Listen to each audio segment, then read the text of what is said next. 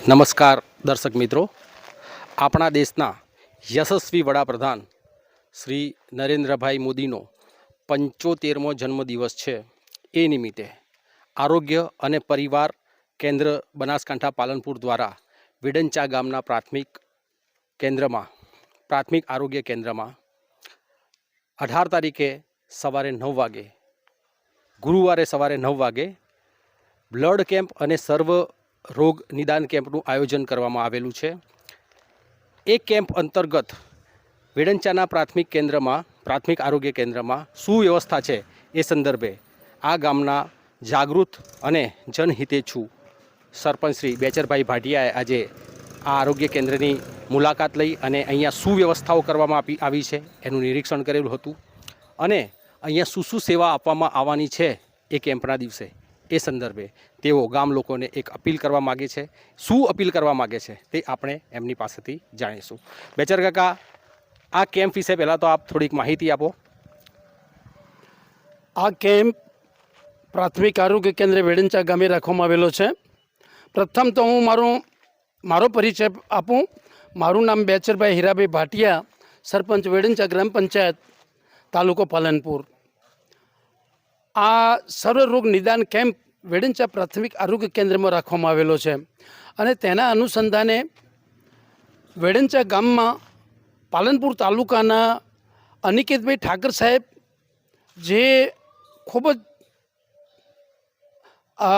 જ એમ કે કાર્યદક્ષ છે અને વેડંચા ગામને ખૂબ ગ્રાન્ટ આપવામાં પણ ખૂબ અગ્રતા ક્રમ એમને રાખેલો છે.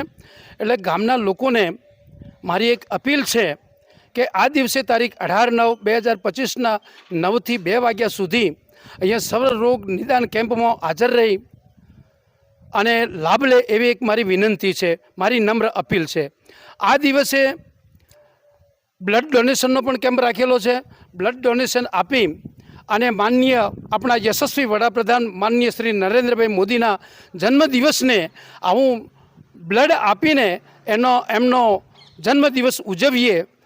તો એ માટે પણ મારી એક ગામના લોકોને અપીલ છે કે આપ આવો અને પ્રાથમિક આરોગ્ય કેન્દ્રમાં આવી માનનીય વડાપ્રધાન સાહેબનો જન્મદિવસ બ્લડ આપીને ઉજવીએ એવી એક મારી નમ્ર અપીલ છે. બીજું, આ જ દિવસે ફરીથી એક વિનંતી કરું છું કે આપણા પાલનપુર વિભાગના લોકલાડીલા નેતા અનિકેત ઠાકર સાહેબ પણ પધારવાના છે. એટલે ગામના લોકોને ખાસ કરીને ખૂબ જ વિનંતી કરું છું, આગ્રહપૂર્વક વિનંતી કરું છું કે તમે પધારો અને અનિકેતભાઈ ઠાકર સાહેબનું ભવ્ય સ્વાગત કરો. આવી એક પણ મારી નમ્ર વિનંતી છે, ખૂબ અપીલ છે. આ દિવસે સર્વરોગ નિદાન કેમ્પમાં કેન્સરના ડૉક્ટર સાહેબ પણ આવશે, બાળરોગ નિષ્ણાત ડૉક્ટર પણ આવશે, તેમજ બીજા ઘણા ખરા ડૉક્ટરો અહીંયા આવી અને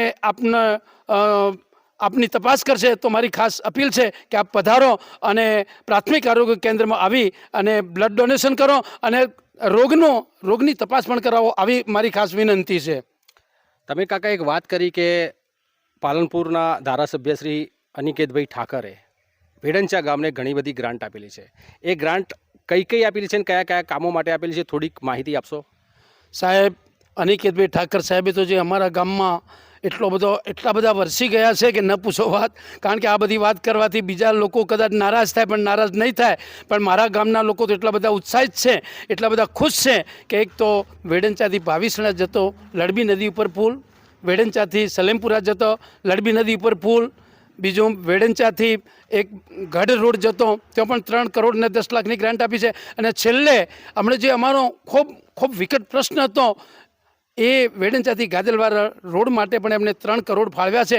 એટલે હું તો એટલો હર્ષની લાગણી અનુભવું છું કે અનિકેતભાઈ ઠાકર સાહેબે અમને ખૂબ ગ્રાન્ટ આપી છે. એ બદલ ખૂબ હૃદયથી એમનો પણ ખૂબ આભાર વ્યક્ત કરું છું. અને એ દિવસે આવે એટલે અમે શક્ય એટલું એમનો ભવ્ય સ્વાગત કરવા માટે પણ તૈયાર છીએ. કાકા, અંદાજિત તમારા કહેવા પ્રમાણે 25 થી 30 કરોડની ગ્રાન્ટ અહીંયા વેડંચા ગામને ફાળવાઈ છે, બરાબર ને? આજે 30 કરોડ રૂપિયાની પણ ગ્રાન્ટ એમને ફાળવી છે અમારા ગામ માટે. આ ગ્રાન્ટ લાવવા માટે તમે કેટલી મહેનત કરી છે અને કેવી રીતે મહેનત કરી છે, કેવી રજૂઆત તમારી કયા પ્રકારની હતી કે જેથી તમે આટલી ગ્રાન્ટ અહીંયા આગળ લાવી શક્યા? મારી ઉંમર તો જો કે 80 વર્ષ થઈ ગઈ છે, રિટાયર્ડ શિક્ષક છું. કઈ ઓફિસમાં જવું, ક્યાં જવું એનો બધો મને ખ્યાલ છે. અનિકેતભાઈ સાહેબને મેં વારંવાર મળ્યો છું અનિકેતભાઈ સાહેબે કીધું કે બેચર કાકા તમને ગ્રાન્ટ મળશે જ, અને ગામના લોકોને પણ મેં વિશ્વાસ આપેલો કે હું ગ્રાન્ટ લાવીશ જ. આ જે ગાદલવાડાના રોડ માટેનું અમારું એક બહુ તકલીફવાળું જ કામ હતું, અને મેં જાહેરમાં છાતી ઠોકીને કીધેલું હતું કે અનિકેતભાઈ ઠાકર સાહેબ આપણને આ રોડ મંજૂર કરશે જ, અને એમને જે કંઈક જોબ નંબર અપાવવામાં અમને ખૂબ મદદ કરી છે, અને હવે જોબ નંબર મળી ગયો છે, એટલે દુનિયાની કોઈ પણ તાકાત અમારા આ રોડ રોકી શકે એમ નથી. ગામના ગોદરે જે ગ્રામ પંચાયતની બહારથી માંડીને જે ચોક છે, શિવજી જે મહાદેવનું મંદિર છે ત્યાંથી માંડીને લગભગ બસ સ્ટેન્ડ સુધીનું, ત્યાંનો રોડ પણ લગભગ મંજૂર થઈ ગયો છે. એ મંજૂર થઈ ગયા પછી હાલ એ શરૂ થવામાં કયા સ્ટેજે કામ પહોંચ્યું છે? હવે આ રોડ 65 લાખની ગ્રાન્ટ મંજૂર થઈ ગઈ છે. એનો જે કોન્ટ્રાક્ટ આપવામાં આવે એ કોન્ટ્રાક્ટ પણ અપાઈ ગયો છે. એમાં નાયબ કાર્યપાલક સાહેબશ્રીની પણ મુલાકાત મેં વારંવાર લઉં છું. હવે એમણે કહ્યું કે દિવાળી ઉપર અહીંયા થશે, આવી મને હૈયાધારણ આપી છે, એટલે હવે એનો કોન્ટ્રાક્ટ અપાઈ ગયો છે, એટલે કોઈપણ સંજોગોમાં આ કામ થયા વગર રહેશે નહીં ભરતભાઈ. અને લગભગ હું માનું ત્યાં સુધી થોડા સમયમાં પણ ચાલુ પણ થઈ જાય એવી એક મારી સાહેબને પણ હું વિનંતી કરીશ. પટેલ સાહેબ ખૂબ સારા સાહેબ છે, બીજા એક આશીષભાઈ કરીને ચૌધરી સાહેબ છે, એ પણ ખૂબ સારા છે, અને એમને પણ કહ્યું છે કે તમારો રોડ આ હવે થોડા સમયમાં થઈ જશે. વચમાં વરસાદ ચાલુ હતો, મેં એમને વિનંતી કરી કે સાહેબ હવે કોન્ટ્રાક્ટર લાગી ગયો છે અને અમારું કામ ચાલુ કરો, એટલે હવે એ પણ થોડા સમયમાં અમારું કામ ચાલુ થઈ જશે. જે મહાદેવના મંદિર પાસે, ડેરી પાસે, અમારી ગ્રામ પંચાયત પાસે અને શાળા નંબર 1 સુધીનો જે રોડ છે, જે બિસ્માર છે, છેલ્લા 20 વર્ષથી પડ્યો છે, એ મારા સમયમાં થશે એની હું ભરતભાઈ આપને ખાતરી આપું છું. એક વસ્તુ બીજી, જે વેડંચા ગામમાં જે મોટો ગેટ છે ત્યાંથી અંદર પ્રવેશીએ ત્યાં આગળ આ ડેરીના જે મંત્રી હાલમાં છે ભીખાભાઈ ચૌધરી, એમના ઘરની પાસે પણ વરસાદની અંદર પાણી ખૂબ ભરાય છે, અને એ રોડ બનાવવા માટેની પણ રજૂઆત થયેલી છે, પરંતુ શું બાબતો છે જેના લીધે એ રોડનું કામ અટકેલું પડ્યું છે? એમાં તો એવું છે કે રોડ બનાવી દીધો, ડામર રોડ બન્યો છે, આરસીસી રોડ પણ બન્યો છે. હવે એ આરસીસી રોડ બન્યો પણ એને પાણી જવાની તકલીફ છે. બંને બાજુ ડાળિયા બંધાઈ જાય, અને બંધાઈ જાય એટલે પાણી નીકળે નહીં, અને ન નીકળે એટલે પાણી ભરાઈ જાય. જ્યારે રોડ કરતા હતા ત્યારે એમને ખૂબ કહેવામાં આવેલું, પણ કદાચ એક આ ખાડો રહી ગયો છે, જો એને પૂરવામાં આવે તો એ પાણી નીકળી જશે એવી મારી, અને બનતો સુધી હું મારી સમજ પ્રમાણે અને મારી ધારણા પ્રમાણે એ જ પાણીનો નિકાલ કરવા માટે અમે જ્યારે 15મા નાણાં પંચની ગ્રાન્ટ આવશે તો એમાંથી વાપરીને અમે પાણીનો નિકાલ કરીશું. વેડંચા ગામમાં જે વેડંચિયા વાસ છે, જ્યાં મહાકાળી માતાની શક્તિપીઠ આવેલી છે, એ શક્તિપીઠના આજુબાજુ પણ બ્લોક નાખવાની લોકોની લાગણી છે, તો એ બાબતે શું કહેશો? હવે એમાં તો શું છે ભરતભાઈ, અમારી પાસે ગ્રાન્ટના 15મા નાણાં પંચની ગ્રાન્ટ હમણાં આવી નથી, અને આવશે એટલે એના માટે પ્રયત્ન કરીશું ચોક્કસ.